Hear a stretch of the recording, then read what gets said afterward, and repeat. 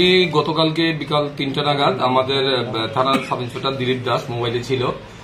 তখনই একটা ইনফরমেশন আসে যে চন্দ্রপুর আইএসবিটিতে 3জন লোক সন্দেহভাজন ঘোরাফেরা করছে।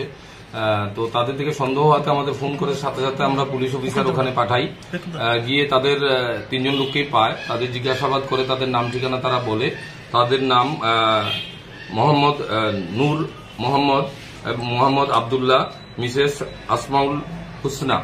তো তারা স্বীকার করে তারা বাংলাদেশি, তারা অবৈধভাবে উইদাউট পাসপোর্ট এবং ভিসা ছাড়া তারা ভারতে প্রবেশ করেছে।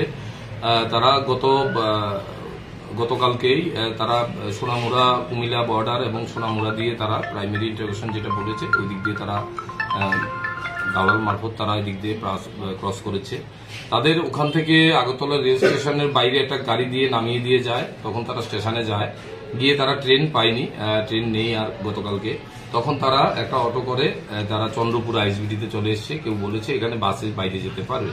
তখনই তাদের সন্দেহ হওয়াতে আমাদের কাছে খবর আসে। তো আমরা তাদের থানাতে নিয়ে আসি। তাদের কাছে একটা কেস হয়েছে এবং তাদের কাছে তল্লাশি করার পর একটি মোবাইল, ভারতীয় টাকা 3,300 টাকা এবং বাংলাদেশি টাকা 1260 টাকা তাদের কাছ থেকে সিজ করা হয়। আজকে তাদের আমরা কোর্টে পাঠাবো। তাদের মধ্যে পুরুষ 2জনকে আমরা পুলিশ রিমান্ড চেয়েছি 3 দিনের। পুলিশ রিমান্ডে এনে আমরা জিজ্ঞাসাবাদ করব তারা কাদের সাহায্যে তারা ভারতে প্রবেশ করেছে।